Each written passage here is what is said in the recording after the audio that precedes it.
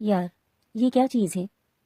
आलिया ने खोए खोए से अंदाज में मुनीब से पूछा, जिसकी निगाहें आलिया पर ही अटकी हुई थी। मैंने तुम्हें इसका एक्सरा करने का मशवरा नहीं दिया, अपनी नज़रें झुकाओ। दादी ने देख लिया तो तुम्हारी उल्लू जैसी आंखें निकाल लेंगी। ये सुनकर मुनीब सटपटा गया। फौरन से उसने अपनी आंखें नीचे की थी। वैसे अगर सच कहूँ तो मैं उसका एक्सरे नहीं कर रहा था। मैं तो बस ये अंदाज़ा लगाने की कोशिश कर रहा था कि आखिर ये चीज़ क्या है। तुमने इसके कपड़े देखे हैं? इस तरह के कपड़े कौन पहनता है? मुझे तो ये आधी तीतर आधी लोमड़ी लग रही है। आलियाना उनके सबसे छोटे चाचू जान की बेटी थी, जो पहली बार पाकिस्तान आई थी। ना तो उसे उर्दू बोलना आती थी और ना ही उसे यहाँ के कल्चर और रहन सहन के अंदाज के बारे में कुछ पता था। वो मॉडर्न थी मगर मासूम भी थी। मुनीब और आलिया के हवाले ये अहम काम सौंपा गया था कि वो उसको यहाँ के तौर तरीकों के बारे में बताएंगे और उसे उर्दू बोलना सिखाएंगे।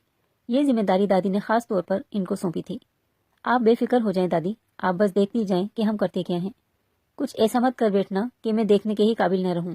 दादी जान ने उन्हें तीखी नजरों से घूरते हुए कहा तो वो दोनों खबासत भरे अंदाज में मुस्कुरा दिए थे। मोहतरमा आलियाना साहिबा आज ही पाकिस्तान कराची एयरपोर्ट पर उतरी थी। पाकिस्तान में गर्मी बहुत ज्यादा थी, उसकी हालत गैर हो चुकी थी। आपने तो कहा था कि पाकिस्तान में सर्दी होगी, उसने इंग्लिश में कहा। हमने ये बताया था कि पाकिस्तान में सर्दी होगी, कराची में नहीं। मुनीब ने अपने पूरे दांतों की नुमाइश करते हुए कहा। तो वो उल्लू की तरह आंखें टिमटिमा कर उसको घूरने लगी। क्या कर रहे हो बेवकूफ, उसको उर्दू नहीं, आई अंडरस्टैंड इंग्लिश। उर्दू आता नहीं, आलियाना ने उर्दू इंग्लिश मिक्स जवाब दिया था, जिसे वो दोनों बआसानी ही समझ गए थे। बहुत मजा आने वाला है। सबसे पहले तो मैं हवेली के जल्लाद से चुन चुन कर बदले लूंगी। आलिया ने दिल ही दिल में पक्का इरादा किया था। वो उसे लेकर अंदर चली गई थी। सब घर वालों से मिलने के बाद वो आलिया के कमरे में जाकर सो गई थी। देखा कैसे सब लोग उसके आगे पीछे घूम रहे थे। मुझे लग रहा है कि हमारी हजारादारी बहुत जल्द ही खत्म होने वाली है। वो दोनों ही हवेली के छोटे जुड़वा बच्चे थे, जिनकी शरारतों से सब लोग ही बहुत ज्यादा आजिज आ चुके थे। लेकिन एक बात थी, शरारती होने के बावजूद वो सब घर वालों के ही लाडले थे। दादी जान की तो उन दोनों में जान बसती थी। हम इससे दोस्ती करेंगे, उसको अपनी गैंग में शामिल करेंगे और सबसे पहले तो हैदर साहब से बदला लेंगे। उसकी वजह से मेरा हाइकिंग का प्लान कैंसिल हो गया। आलिया ने दांत किचकिचाते हुए कहा। हाँ, और उसकी वजह से मेरी पॉकेट मनी भी बंद हो गई है। दोनों फिर से टीम अप हो गए थे, लेकिन इस बार उनकी टीम में एक नया मेंबर भी ऐड हुआ था और वो थी आलियाना, जो जाने अनजाने में उनका साथ देने वाली थी। आलियाना के पेरेंट्स उसके साथ ही आए थे, मगर आज उन्होंने फुप्पो के घर रुकना था और फिर वहां से सऊदीया के लिए निकलना था। वो लोग हज करने के लिए जा रहे थे। आलियाना अपनी दादी जान के घर आ गई थी। शाम के वक्त जब वो सोकर उठी तो वो काफी हद तक फ्रेश हो गई थी। उसने कमरे में चारों तरफ निगाहें दौड़ाई तो नजर आलिया पर जाकर रुक गई। तुम क्या पढ़ रही हो? उसने टूटी फूटी उर्दू में पूछा। देखो बीबी, मुझे इंग्लिश आती है, तुम ऐसा करो मुझसे इंग्लिश में बात करो। खुदा का वास्ता है हमारी उर्दू की माँ बहन एक ना करो, मैं तुम्हारे सामने हाथ जोड़ती हूँ। आलिया ने तेज तेज बात की थी। आलियाना को बिल्कुल भी समझ न आई। जब आलिया ने हाथ जोड़े तो वो भी हाथ जोड़कर हल्की सी उसके सामने झुक गई।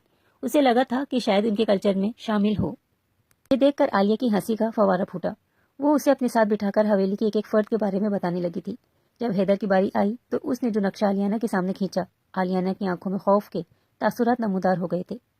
बस तुम उस इंसान से बचकर रहना, पर तुम्हें उससे डरना नहीं है। अगर कभी भी किसी भी मुश्किल में फंस जाओ तो मुझे एक आवाज दे देना, मैं तुम्हारी मदद के लिए पहुंच जाऊंगी। आलिया ने अपना हाथ उसकी तरफ बढ़ाया तो उसने मजबूती से थाम लिया और धीमे से अंदाज में मुस्कुरा दी। हैदर दिन भर की थकान के बाद रात 12 बजे हवेली के अंदर दाखिल हुआ था। आज उसकी कंसेक्टिवली 4 मीटिंग्स थी। अब उसे अपना सर फटता हुआ महसूस हो रहा था कि अचानक ही सुनहरे बालों वाली लड़की उसके सामने आकर खड़ी हो गई। पहले तो वो सटपटा गया, फिर वो अपने आप पर काबू पाते हुए उसे सलाम करने लगा। आलिया ने उसके सलाम का जवाब दिए बगैर ही अपने पूरे दांतों की नुमाइश करते हुए कहा, तुम एक बहुत ही खड़ूस इंसान हो। मुझे तुमसे मिलकर बहुत दुख हो रहा है। मेरा दिल कर रहा है कि मैं तुम्हें पहाड़ी से धक्का दे दूं और फिर वहीं तुम्हारी कब्र बना दूं। ये लाइंस उसने बड़ी मुश्किल से याद की थी। आलिया शाम से ही उसको प्रैक्टिस कराई जा रही थी। तुम होश में तो हो? ये तुम क्या कह रही हो? हैदर हलक के बल चिल्लाया तो वो खौफ से अपनी जगह पर उछल पड़ी। जंगली इंसान, तुम मुझ पर गुस्सा क्यों कर रहे हो? उसका लहजा अमरीकन था। हैदर शाह को अपने सबर का पैमाना लबरेज होता हुआ महसूस हो रहा था। उसका वक्त नहीं चल रहा था कि वो उसको उठाकर वापस अमेरिका में फेंक दे। तुम मेरे सामने मेरी तजलील कर रही हो। वो क्या होता है, मैं तो आपकी तारीफ कर रही हूँ, उसने टूटी फूटी उर्दू में जवाब दिया था। हैदर के दिमाग में झमाका हुआ था। उसे अंदाजा हो गया था कि उसको किसी ने पढ़ा कर भेजा है। उसने अपने चारों तरफ निगाहें दोहराई तो उसकी निगाह एक लाल रंग के आंचल पर जाकर ठहर गई, जो किसी औरत का नहीं बल्कि उसकी रजाई बहन आलिया साहिबा का था। आलिया और मुनीब, अभी और इसी वक्त मेरे सामने आओ। ये सुनने की देर थी कि दोनों ही थर थर कांपने लगे थे। उसको कैसे पता चला कि हम यहाँ मौजूद हैं?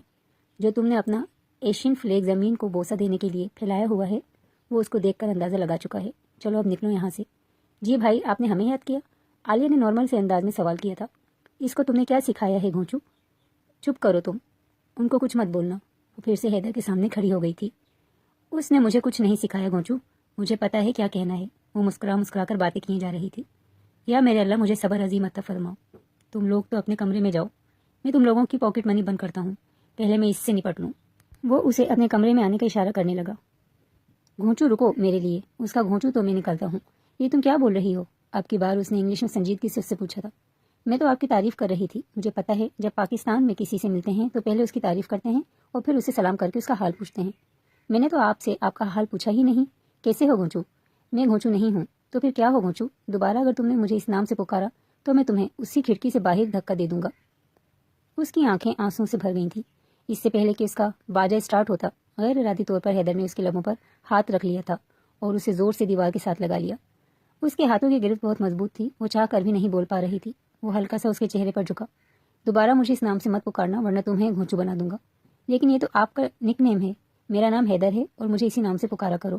ٹھیک ہے گھونچو حیدر, ابھی اور اسی وقت جاؤ اور بالکنی میں جا کر کھڑی ہو جاؤ. وہ انگلش میں اس کو ہدایت کرتے ہوئے بولا تو وہ بچوں کی طرح اچھلتی ہوئی بالکنی میں جا کر کھڑی ہو گئی تھی. اپنے ہاتھ اونچے کرو. اس نے پرجوش ہو کر اپنے ہاتھ کھڑے کر دیے تھے. یہاں پر اس طرح سے مہمانوں کا استقبال کیا جاتا ہے. مہمان جب یہاں پر آتے ہیں تو 1 گھنٹے تک اپنے ہاتھ اسی طرح ہی کھڑے رکھتے ہیں. کیا آپ سچ کہہ رہے ہیں؟ یہ تو بہت ہی یونیک طریقہ ہے, اس نے پرجوش انداز میں چلاتے ہوئے کہا تھا. لیکن 5 منٹ کے اندر اندر اس کی ہمت جواب دے چکی تھی. اس کی آنکھیں آنسوؤں سے بھر گئی تھیں. اس کا دل کر رہا تھا کہ وہ پھوٹ پھوٹ کر رونا شروع کر دے.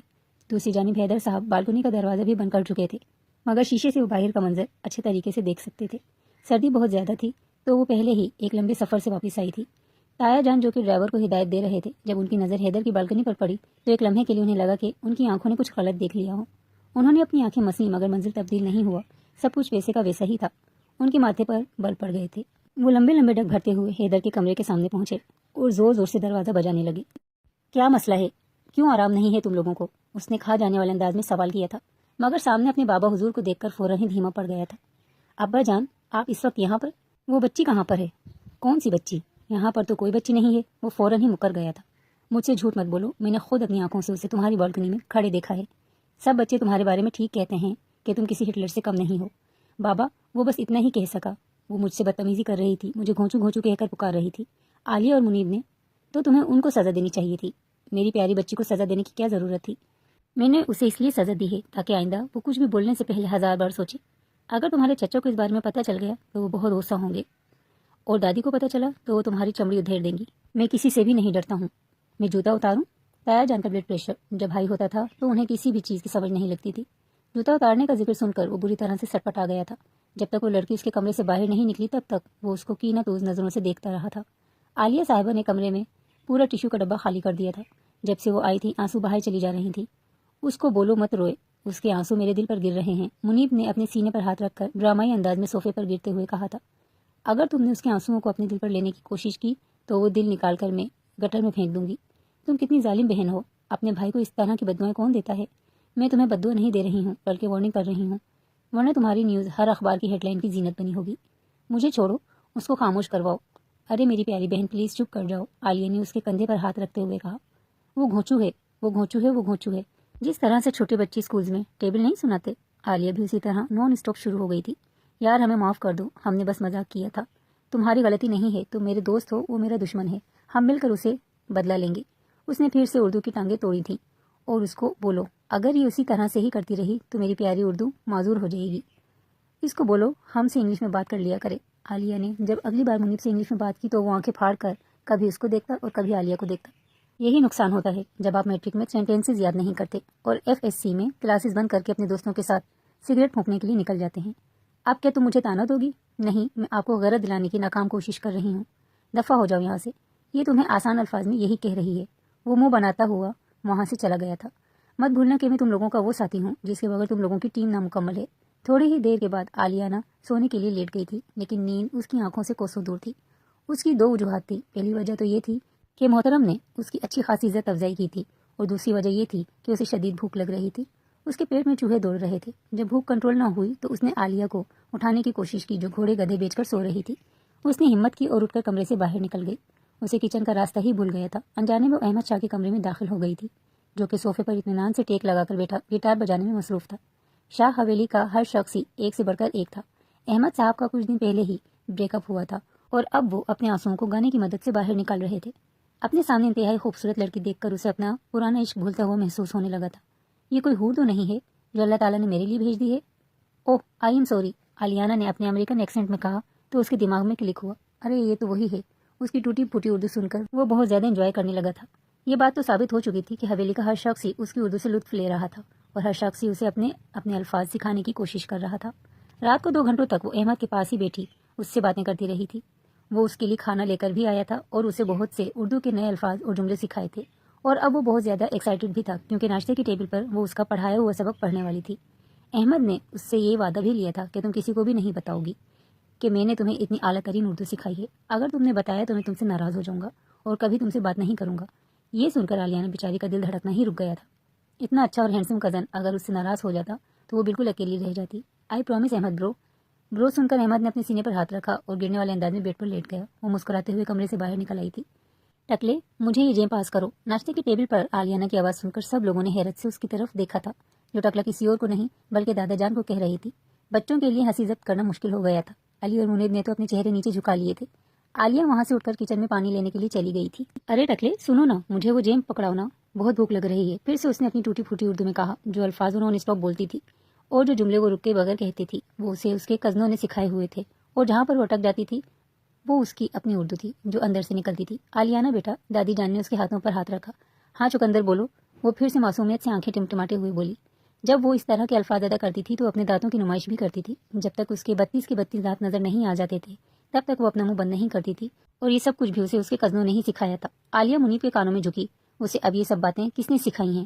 میری تو رات میں اس سے ایسی کوئی بات نہیں ہوئی تھی. مجھے لگتا ہے کہ احمد بھائی کے ہاتھ چڑھ گئی ہے. دیکھو تو احمد بھائی کیسے مسکرائے جا رہے ہیں. وہ سمجھ چکے تھے کہ یہ کس کی شرارت ہے. یہ غلط بات ہے آلیانہ. غلط کیا ہوتا ہے؟ آلیانہ سمجھنے کی بجائے الٹا دادی جان سے سوال کرنے لگی تھی. دادی جان، مجھے لگتا ہے کہ یہ رونگ وے لے کر یہاں پر آ گئی ہے. اس کا راستہ جہنم کی طرف جاتا تھا. حیدر نے کرتے ہوئے کہا تو سب لوگ اس کو غصے سے دیکھنے لگے تھے. مہمان ہے یہ یہاں پر، مہمان کو بھی چاہیے کہ وہ تھوڑی سی عقل کا مظاہرہ کر لے. رات کو یہ مجھے گھونچو کہہ رہی تھی تو کون سا جھوٹ بول رہی تھی؟ عالیہ کی زبان میں کھجلی ہوئی تھی. تم اگلے 3 دنوں تک اس حویلی سے باہر قدم نہیں نکالو گی. بیٹھے بیٹھے ہی اسے سزا مل گئی تھی. یہ زیادتی ہے. ٹکلے جیم دینا. دادا جان کو اس نے پکارا تو دادا جان نے جیم اس کے سامنے رکھ دیا. تم مجھے دادو کہہ کر پکارو، انہوں نے مسکراتے ہوئے کہا. نہیں، میں تمہیں ٹکلا ہی کہہ کر پکاروں گی. مجھے ٹکلا نام بہت اچھا لگتا ہے. مجھے معلوم ہے کس نے سکھایا ہے اس کو یہ سب. دادا جان تیش میں آ گئے تھے. ان کا چہرہ لال انگارا ہو گیا تھا. مجھے تو کچھ بھی نہیں پتا. میں تو رات کے 10 بجے ہی سو گئی تھی اور میں 9 بجے. منیب اور عالیہ دونوں ہاتھ کھڑے کر کے اپنی اپنی حاضری لگوائی. اس کے بعد سب لوگوں کی نظر احمد کی طرف اٹھی تھی، جو کہ اس طرح سے کھانے میں مشغول تھا جیسے اس سے ضروری کام کوئی اور ہو ہی نہیں. جہاں تک علی کا سوال تھا وہ اپنے موبائل میں مصروف ہو گیا تھا. دادی آپ بھی گنجی ہو جاؤ، تم بہت اچھی لگو گی، بالکل دادا کی طرح. بیٹھے بیٹھے آلیانہ کو پھر سے ایک اور جملہ یاد آ گیا. جب اس نے یہ جملہ کہا تو سب لوگوں کی ہنسی چھوٹ گئی تھی، یہاں تک کہ گھر کے بڑے بھی کچن میں گھس گئے تھے. صفیہ بیگم تو باقاعدہ سر پیچھے کی طرف گرا کر ہنسے چلی جا رہی تھی. منیب اور عالیہ، اگر اس نے دوبارہ اس طرح کی کوئی بھی بات کی تو میں تم لوگوں کو نہیں چھوڑوں گی. میں نے اردو سکھانے کی ذمہ داری تم لوگوں کو سونپی تھی. میں نے یہ نہیں کہا تھا کہ اسے سب لوگوں کے سامنے تماشا بنا دو. جی دادی جان، وعدہ کرتے ہیں دوبارہ آپ کو شکایت کا موقع نہیں دیں گے، اور یہ جس کسی نے بھی کیا ہے اس کے خلاف ثبوت اکٹھے کر کے اسے دنیا کے سامنے بے پردہ کریں گے. احمد بھائی، میں نے ٹھیک بولا تھا نا؟ اس نے پرجوش انداز میں کہا. اسے لگ رہا تھا کہ جیسے سب لوگوں کو وہاں پر اس کی یہ باتیں بہت اچھی لگی ہیں. احمد کی حالت ایسی تھی جیسے کاٹو تو بدن میں لہو نہیں. مجھے تو پہلے ہی پتا تھا، بلکہ پورا شک تھا کہ اس نے سکھایا ہے. مجھے یہ اس نے نہیں سکھایا، مجھے یہ حیدر نے سکھایا ہے. اسے اردو کے کچھ لفظ آتے تھے. جب اس نے سکھایا کا لفظ سنا تو اس کو پتہ لگ گیا تھا کہ کس بارے میں بات ہو رہی ہے، اس لیے وہ فوراً ہی میدان میں کود پڑی. حیدر، سب لوگوں کی آواز میں صدمہ تھا. جھوٹ بول رہی ہے یہ لڑکی، بکواس کر رہی ہے. اس کو سنبھالیں کہ دوبارہ اگر اس نے اس طرح سے مجھ پر الزام دینے کی کوشش کی تو میں اس کو نہیں چھوڑوں گا.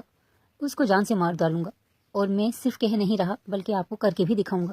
وہ غصے سے وہاں سے اٹھ کر چلا گیا تھا. ارے حیدر بھائی تو غصے میں ہی آ گئے ہیں.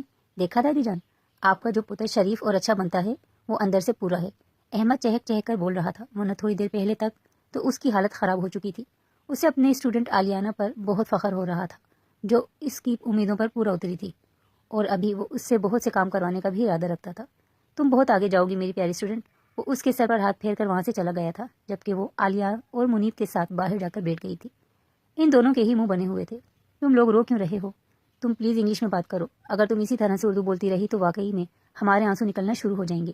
عالیہ نے باقاعدہ اس کے سامنے ہاتھ جوڑے تھے تو وہ کرسی کے ساتھ ٹیک لگا کر بیٹھ گئی تھی اور ان سے انگلش میں باتیں کرنے لگی تھی، جو کہ منیب کے سر کے تو اوپر سے ہی گزر رہی تھیں۔ میں نے ایک پلان بنایا ہے، میں اب حیدر سے بدلہ لوں گی۔ کیا تم سچ کہہ رہی ہو؟ ہاں، کل بھی اس نے مجھے تنگ کیا ہے، اس نے آج صبح بھی مجھے تنگ کیا، اب میں اس کو تنگ کروں گی۔ مجھے بتاؤ اس کا کمرہ کون سا ہے؟ یہ سن کر عالیہ کی بانسیں کھل گئی تھیں۔ مجھے بھی بتاؤ نا، تم لوگ کیوں ہنس رہے ہو؟ میں نے بھی ہنسنا ہے، منیب نے معصومیت سے منہ بناتے ہوئے کہا۔ عالیہ نے ایک زوردار مکہ اس کے پیٹ پر مارا تو وہ بیٹھتا چلا گیا، اور پھر عالیہ نے اسے ساری بات سمجھا دی تھی۔ وہ اس کے کمرے میں آ گئی، وہاں پر جتنی بھی چیزیں موجود تھیں وہ ان سب کو غور سے دیکھ رہی تھی۔ اس کی نظر ایک کارنر پر جا کر رکی جہاں پر پینٹنگ لگانے کے لیے جگہ بنائی گئی تھی۔ اگر یہاں پر پینٹنگ لگانے کے بجائے میں پینٹنگ بنا لوں تو کیسا رہے گا؟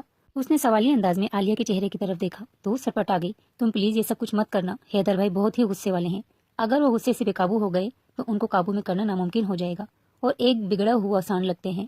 اس کے کمرے کی جو خالی دیوار تھی وہ وہاں پر نقش و نگار کرنے میں مصروف ہو گئی تھی۔ اس کی پینٹنگ اسکلز ویسے ہی تھیں جو نرسری کلاس کے بچے کی ہوتی ہیں۔ اردو کی طرح تو اس کی پینٹنگز بھی لنگڑی ہے۔ منیب نے چاروں اینگل سے اس پینٹنگ کو دیکھتے ہوئے کہا تھا۔ جہاں پر ایک لڑکا کھڑا تھا، اب یہ کون ہے؟ منیب کے پیٹ میں درد ہوا تو اس نے فوراً ہی پوچھ ڈالا، یہ حیدر ہے۔ ان دونوں کی ہنسی چھوٹ گئی تھی۔ چلو اب ہم یہاں سے نکلتے ہیں، وہ جلاد آنے والا ہوگا۔ وہ اس کو لیے بغیر ہی وہاں سے رفو چکر ہو گئے تھے۔ حیدر جب اپنے کمرے میں داخل ہوا تو پینٹ کی خوشبو نے اس کا استقبال کیا۔ کیا یہاں پر کسی نے پینٹ؟ تم یہاں کیا کر رہی ہو؟ وہ اسے اپنی نظروں کے حصار میں لیتے ہوئے بولا تھا۔ دس از ناٹ یور بزنس، وہ اس کی آنکھوں میں دیکھتے ہوئے چلائی تھی۔ واہ مہارانی واہ، میرے کمرے میں کھڑی ہو کر میری ہی چیزوں کے ساتھ چھیڑ خانی کر کے میرے سوال کا جواب دینے کے بجائے الٹا مجھے ہی آنکھیں دکھا رہی ہو۔ او ہیلو، میرے سامنے اردو کا فلیگ نہ مارو۔ اس نے چٹکی بجا کر اسے خاموش ہونے کا اشارہ کیا۔ یہ انداز کسی اور کا نہیں بلکہ علی صاحب کا تھا۔ ہر کوئی ہی اسے اپنے رنگ میں رنگنے کی کوششوں میں ہلکان ہو رہا تھا۔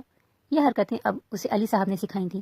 پہلے منیب اور عالیہ نے اپنے اپنے بدلے اس کے ذریعے لیے تھے، پھر احمد صاحب میدان میں آئے تھے اور اب علی صاحب اپنے جوہر دکھا رہے تھے۔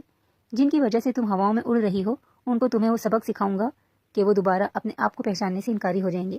پلیز آہستہ بولو، تم بہت تیز بولتے ہو، مجھے سمجھ نہیں آ رہا۔ وہ غور سے اس کے ہونٹوں کو دیکھ رہی تھی، مگر پھر بھی وہ سمجھ نہیں پا رہی تھی کہ محترم کیا بولے جا رہے ہیں۔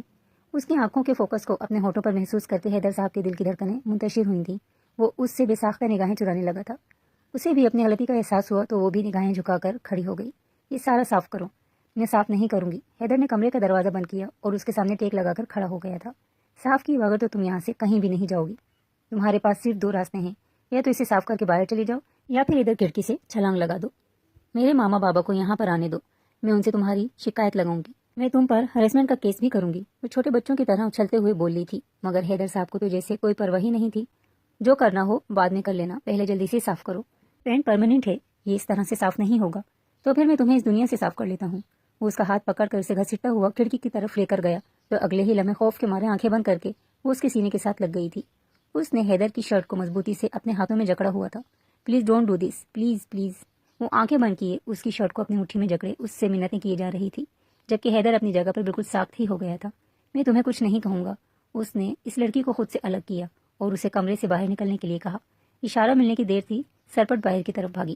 اس کے جانے کے بعد حیدر کے لبوں پر ایک دھیمی سی مسکراہٹ پھیل گئی تھی، لیکن جیسے ہی نظر دیوار پر پڑی تو وہ مسکراہٹ پھر سے غائب ہو گئی تھی۔ اس مسکراہٹ کی جگہ غصے نے لے لی تھی۔ اس لڑکی کو میرے کمرے میں داخل مت ہونے دینا۔ اب وہ باہر جا کر اپنی ملازمہ کو ہدایت کر رہا تھا۔ مگر صاحب جی، وہ تو اس گھر میں مہمان ہے، اگر میں ان کو منع کر دوں گی تو وہ دادی جان کو شکایت لگا دیں گی، دادی جان میرے کان کھینچیں گی۔ بس بس، زیادہ ڈرامے لگانے کی ضرورت نہیں ہے۔ حیدر نے اپنی جیب سے 5000 کا نوٹ نکالا تو وہ خوش ہو گئی۔ صاحب جی، آپ فکر کیوں کرتے ہیں؟ بس یہ سمجھ لیں کہ آپ کا کام ہو جائے گا صاحب۔ شبوں کو ایک آواز دیا کیجیے اور حکم سنایا کیجیے، بس اس کے بعد آپ بے فکر ہو جائے کیجیے۔ اتنے رشوت خور تو پولیس اسٹیشن میں نہیں ہوں گے جتنے رشوت خور میرے خاندان میں موجود ہیں۔ جو بھی کام کرتا تھا پہلے پیسے ضرور لیتا تھا۔ یہ ممکن ہی نہیں تھا کہ پیسوں کے بغیر کوئی کسی کا کام کرنے کی حامی بھرے۔ حیدر کو تو ملک کی فکر ہونے لگی تھی، کیونکہ علی اور احمد دونوں ہی کمپیٹیٹیو ایگزامز کی تیاری کر رہے تھے۔ اگر وہ اسسٹنٹ کمشنر لگ جاتے تو پھر اس ملک کا بیڑا غرق ہو جانا تھا۔ جب بھی وہ اس بارے میں سوچتا تو اس کے منہ سے بے اختیار اپنے ملک کے لیے دعائیں نکلتی تھیں۔ شام کے وقت اس کی پھر سے حیدر کے ساتھ ٹکر ہو گئی تھی۔ آپ کا چہرہ بہت تیل مار رہا ہے، ہوش میں تو ہو؟ یہ تم کیا کہہ رہی ہو؟ یہ سن کر وہ سٹپٹا گیا تھا۔ قریب ہی منیب اور عالیہ بیٹھے ہوئے تھے۔ وہ چیئرز کے نیچے چھپنے کی کوشش کرنے لگے تھے اور پھر وہاں سے غائب ہو چکے تھے، جبکہ وہ اسے لے کر گیلری میں آ گیا۔ اس نے مضبوطی سے عالیانہ کے بازو پکڑے ہوئے تھے۔ چھوڑو مجھے، میرا دل پٹاخے مار رہا ہے۔ وہ اسے سبق سکھانے کا ارادہ رکھتا تھا، لیکن دادی کی آواز سن کر وہ وہاں سے رفو چکر ہو گیا۔ وہ اپنی بازو مسلتے وہاں سے چلی گئی تھی۔ جیسے جیسے وقت گزرتا چلا جا رہا تھا، عالیہ کی حرکتیں اور اردو دونوں ہی خطرناک ہوتے جا رہے تھے۔ حیدر ان دنوں اپنے کام میں مصروف ہو گیا تھا، اسی وجہ سے وہ اس کی اردو سے فیضیاب نہیں ہو پاتا تھا، لیکن باقی سب لوگوں کے کان اس نے گرم رکھے ہوئے تھے۔ دادی جان، مجھے یہاں پر نہیں رہنا، مجھے یہاں سے جانا ہے۔ ایک دن عالیہ نے منہ بناتے ہوئے دادی جان سے شکایت کی، ارے میری بچی کو کہاں جانا ہے؟ مجھے پھپھو جان کے گھر جانا ہے۔ یہاں پر کوئی بھی میری فکر نہیں کرتا، کسی کو میری پرواہ نہیں ہے۔ پورا دن ہی میں گھر کے اندر ہی پڑی رہتی ہوں، کوئی بھی مجھے گھمانے کے لیے لے کر نہیں جاتا۔ ماما پاپا تو کہہ رہے تھے کہ یہاں پر گھومنے کے لیے بہت سی جگہ موجود ہیں۔ ارے میں آج ہی حیدر کو کہتی ہوں، وہ تمہیں باہر گھمانے کے لیے لے کر جائے گا۔ دادی جان، کیا اس کو لے کر جائے گا یا پھر ہمیں بھی ساتھ؟ تم لوگ منہ دور رکھو، ضروری نہیں ہے کہ ہر معاملے میں ہی تم لوگوں کو گھسیٹا جائے۔ بس حیدر اور عالیہ نہ جائیں گے۔ یہ سن کر عالیہ ٹھٹک کر رہ گئی تھی۔ مجھے تو دال میں کچھ کالا لگ رہا ہے۔ دادی جان آج کل حیدر بھائی اور عالیہ کے حوالے سے کافی زیادہ ڈسکس کر رہی ہیں۔ جہاں پر عالیہ کا نام ہوتا ہے وہاں پر حیدر کا نام آٹومیٹکلی لیا جاتا ہے۔ کہیں ایسا تو نہیں کہ ان دونوں کے درمیان کچھ ایسی باتیں کر رہی ہو حیدر اور کچھ؟ نہ بابا نہ، وہ بندہ ایسا ہے ہی نہیں۔ بے وقوف، کوئی بندہ کتنا ہی غصے والا کیوں نہ ہو، لیکن جذبات تو سبھی میں ہوتے ہیں۔ کیا پتا وہ اس کا حسن دیکھ کر بھٹک گیا ہو۔ اگر تم لوگ دوسروں کی زندگی میں مداخلت کرنے کے بجائے اپنی پڑھائیوں کی طرف توجہ دو تو تم لوگوں کے FSC میں دوسرا سال لگانے کی ضرورت ہی نہ پڑے۔ مجھے ایسا کیوں لگ رہا ہے کہ یہ آواز حیدر صاحب کی ہے؟ منیب نے اپنے دماغ پر انگلی رکھ کر علامہ اقبال کی طرح سوچنے کی ناکام ایکٹنگ کرتے ہوئے کہا تھا، کیونکہ یہ وہی ہے۔ دونوں ہی سٹپٹا گئے تھے، بھاگنے کے راستے بند تھے، کیونکہ وہ دروازے کے سامنے دیواریں چین بن کر کھڑا تھا۔ میرے کمرے میں جتنے بھی کپڑے ہیں وہ اٹھاؤ اور جا کر دھونا شروع کرو۔ کیا ہم آپ کو دھوبی نظر آ رہے ہیں؟ اگر تم لوگوں نے 1 گھنٹے کے اندر میرے کپڑے نہ دھوئے تو تم لوگوں کو کپڑا بنا کر باہر تار کے ساتھ لٹکا دوں گا۔ آپ کو ٹھیک نظر آ رہا ہے بھائی جان، ہم دھوبی ہی ہیں۔ منیب فوراً سے لائن پر واپس آیا تھا۔ وہ ہمیشہ اپنی زبان کی وجہ سے پھنس جاتے تھے، ان کی باتیں حیدر کو بھی کھٹکتی تھیں۔ وہ دادی جان سے اس بارے میں بات کرنے کا ارادہ رکھتا تھا، لیکن جیسے ہی وہ ان کے کمرے میں داخل ہوا وہ شروع ہو گئی، ابھی اور اسی وقت میری بچی کو گھمانے کے لیے لے کر جاؤ۔ میں نے اس کو باہر لے جا کر اپنا مذاق نہیں بنوانا ہے۔ اس نے دونوں ہاتھ کھڑے کر کے صاف انکار کیا تھا۔ اگر تم اس کو اپنے ساتھ لے کر گھمانے کے لیے نہ گئے تو میں ساری زندگی تم سے بات نہیں کروں گی۔ یعنی اس کی اہمیت مجھ سے زیادہ ہے؟ وہ صدمے سے چور لہجے میں بولا تھا۔ یہ مہمان ہے، باہر سے آئی ہے، سب لوگ ہی باہر سے آتے ہیں۔ میرا کہنے کا مطلب ہے امریکہ سے۔ اب کیا تم میری باتیں پکڑو گے؟ دادی جان پتہ نہیں کیوں اتنا زیادہ غصہ کر رہی تھی۔ جلدی سے تیار ہو کر آؤ، وہ ایک نگاہ اس پر ڈالتے ہوئے بولا۔ خبردار، جو تم نے لڑکوں والے کپڑے پہنے، ڈھنگ کے کپڑے پہن کر آؤ، تبھی باہر لے کر جاؤں گا۔ وہ قمیص شلوار پہن کر جب باہر نکلی تو دوپٹہ بہت ہی سلیقے سے اس نے اپنے سر پر سجایا ہوا تھا۔ وہ اسے اس روپ میں دیکھ کر اپنی جگہ پر جم گیا تھا۔ بلا شبہ وہ لڑکی بہت خوبصورت تھی، آسمان سے اتری ہوئی کوئی پری معلوم ہو رہی تھی۔ جو بھی اسے دیکھتا تھا پہلی ہی نظر میں اس کا دیوانہ ہو جاتا تھا۔ گھر کے باقی سب لڑکے تو اس کی عزت کرتے تھے، کیونکہ سب کو ہی پتا تھا کہ وہ حیدر کی ہونے والی بیوی ہے، سوائے حیدر اور اس کے۔ عالیہ اور حیدر ابھی تک اس بات سے ناواقف تھے۔ چلیں، اس نے حیدر کے قریب کھڑے ہو کر معصومیت سے سوال کیا تھا۔ ہاں، تم گاڑی میں جا کر بیٹھو، میں چابی لے کر آتا ہوں۔ وہ حد سے زیادہ کنفیوز ہو گیا تھا۔ آپ چابی لے کر آئیں گے تبھی میں گاڑی میں بیٹھوں گی۔ یہاں پر رہ کر اس نے کافی حد تک اردو سیکھ لی تھی، لیکن ابھی بھی اس کا انداز ٹوٹا پھوٹا ہی تھا۔ تم باہر جا کر کھڑی ہو، حیدر نے اسے باہر نکلنے کا اشارہ کیا۔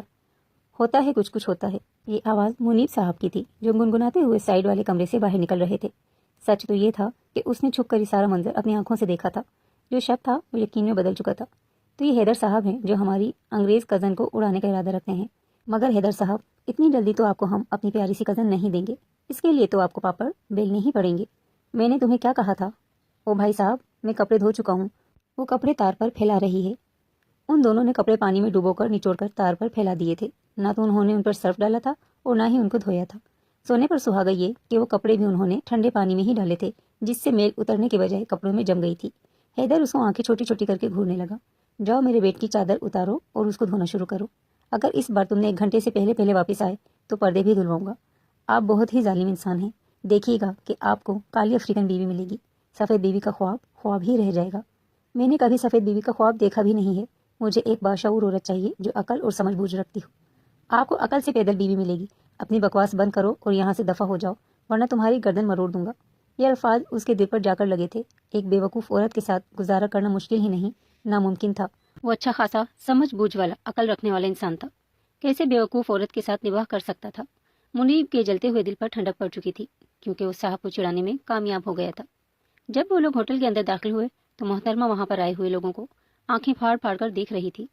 اپنی نگاہیں جھکاؤ، اس طرح سے کسی کو نہیں گھورتے ہیں۔ حیدر نے اسے تنبیہ کی تو اس نے فوراً ہی اپنی نگاہیں جھکا لیں، لیکن اب वो अपनी निगाहें उठा ही नहीं रही थी। वो उसकी इस मासूमियत पर न चाहते हुए भी मुस्कुरा दिया था। एक औरत जो कि उसके सामने वाली टेबल पर आकर बैठी थी, वो बहुत ही प्यारी थी, लेकिन थोड़ी सी हेल्दी थी। वो उस औरत की खूबसूरती की तारीफ करना चाहती थी, मगर उसे ठीक अल्फाज नहीं मिल रहे थे। उसके साथ साथ वो उसको इम्प्रेस भी करना चाहती थी। हैदर ऑर्डर देने के लिए काउंटर पर गया था। उसने जल्दी से मोबाइल उठाया और आलिया से मशवरा लिया। उसको जाकर बोलो, सांड, तुम्हारा ये बदन धरती पर बोझ है। ये कहकर आलिया अपने पेट पर हाथ रखकर ऊंची ऊंची आवाज में हंसने लगी। जब मुनीब को इस बारे में पता चला तो वो माइंड कर गया था। यार, तुम्हें उसे ऐसा नहीं कहना चाहिए था। तुम जानती नहीं हो कि पाकिस्तानी आवाम कैसी है। वो औरत अगर उसके बाल पकड़कर खींचने लगी तो बेचारी हमारी कजन क्या करेगी। फिक्र मत करो, वहाँ पर हैदर भाई मौजूद हैं, वो सब कुछ संभाल लेंगे। मैं देखना चाहती हूँ कि हैदर भाई इस तरह की सिचुएशन को कैसे हैंडल करते हैं। वो बहुत ज्यादा लुत्फानंदोज हो रही थी। मोहतरमा आलियाना साहिबा ने यही किया था। वो उठी, छोटे छोटे कदम उठाती हुई उस औरत के पास गई। सांड, तुम्हारा बदन इस धरती पर बोझ है। ये सुनने की देर थी कि वो औरत उठ खड़ी हुई थी। न सिर्फ वो हद से ज्यादा मोटी थी, उसका कद भी हद से ज्यादा ऊंचा था। सिर्फ उसके चेहरे के नक्शे बहुत प्यारे थे, जो कि आलियाना के दिल को जाकर लगे थे, जिनकी तारीफ की खातिर उन्होंने अपनी जिंदगी और जान दोनों ही जोखिम में डाल दी थी। तुम आखिर खुद को समझती क्या हो। वो औरत नॉन स्टॉप शुरू हो गई थी। आलियाना उसके इस अंदाज पर मुस्कुराई जा रही थी। कभी अपने दांतों की नुमाइश कर देती, थैंक यू सो मच। लेकिन जब आलियाना ने उसका अंदाज देखा कि वो एक ही है और चेंज ही नहीं हो रहा, उसके दिमाग में खतरे की घंटियां नहीं बल्कि बड़े बड़े घंटे बजना शुरू हो गए थे। शिट, ये मैंने क्या किया। उसने मदद तलब नजरों से हैदर की तरफ देखा था, जो कि काउंटर से टेक लगाकर खड़ा इत्मीनान से उसको घूरे जा रहा था। उसने आलियाना को देखकर अपने कंधे उचका दिए थे। यूं जाहिर किया था जैसे उसका आलियाना के साथ कोई ताल्लुक न हो। जैसे ही उस औरत ने आलियाना के बालों की तरफ अपना हाथ किया, वो चील की तेजी से उसके पास आया और उस औरत का हाथ पकड़कर जोर से झटक दिया। खबरदार, जो तुमने उसको हाथ लगाया। हैदर के लहजे में सांप जैसी फुनकार थी। उसने मुझे सांड कहा है। मैं उसकी तरफ से आपसे माफी मांगता हूँ। और ये अमेरिका से आई है और उसको ठीक से उर्दू नहीं आती। इसका लहजा ही बहुत टूटा फूटा है। यकीनन किसी ने शरारत करने की कोशिश की होगी। किसी ने उसे ये अल्फाज बोलने के लिए कहा होगा। मैं इसकी तरफ से भी आपसे माफी मांगता हूँ, लेकिन आपको भी थोड़ा सा लिहाज करना चाहिए। ये सुनकर औरत मुंह बनाते हुए वहीं पर बैठ गई थी। रैना ने अपने एक्सेंट में और अपनी जबान में जब उसे सॉरी कहा तो वो फौरन ही एक्सेप्ट करके इट्स ओके कहने लगी। सिर्फ यही नहीं बल्कि उसे अंग्रेज जानकर औरत ने फौरन ही उसे अपने साथ पड़ी हुई कुर्सी पर बिठा दिया था और अपने साथ ही खाना भी खिलाया था। हैदर भी उसके शोहर के साथ बातों में मसरूफ हो गया था। वो भी हैदर की तरह एक बिजनेसमैन था। जब वो दोनों इस होटल से बाहर निकल रहे थे तो वो मुंह बनाते हुए बोली, आई एम रियली सॉरी। मुझसे माफी मांगने की जरूरत नहीं है, बल्कि तुम्हें उस औरत से माफी मांगनी चाहिए थी। मैंने उसे भी सॉरी बोला है। तुम्हें ये सब कुछ करने के लिए कौन कहता है आलिया? जब तुम्हें पता है कि वो तुम्हें गलत गाइड करती है, फिर तुम ये सब कुछ क्यों करती हो? अब वो उसे क्या बताती कि उसे भी मजा आने लगा था। जब वो दूसरों को तंग करती थी तो उसके दिल को एक अजीब सा सुकून मिलता था। वो बचपन से ही बहुत ज्यादा शरारती थी। उसका एक हिडन टैलेंट ये भी था कि वो शरारती होने के साथ साथ मासूम भी थी। कोई भी बड़ी शरारत करती थी तो फौरन उसे अपने चेहरे पर मासूमियत से तारी कर लेती थी, यूं जैसे उसका उसके साथ कोई ताल्लुक ही ना हो और उसे इस चीज के बारे में कुछ पता ही ना हो। ये टैलेंट भी सिर्फ कुछ कुछ लोगों को ही मिलता है। हैदर ने आज एक बात शिद्दत से नोट की थी। वो उसको रोते हुए नहीं देख सकता था। उस दिन भी जब मोहतरमा की आंखों में आंसू आए तो उसका दिल अजीब से अंदाज में धड़कने लगा था। क्या मैं आपसे एक सवाल पूछ सकती हूँ? प्लीज इंग्लिश में पूछना। हैदर के कहने पर वो अपनी गर्दन दाएं बाएं झटक कर हंसने लगी थी।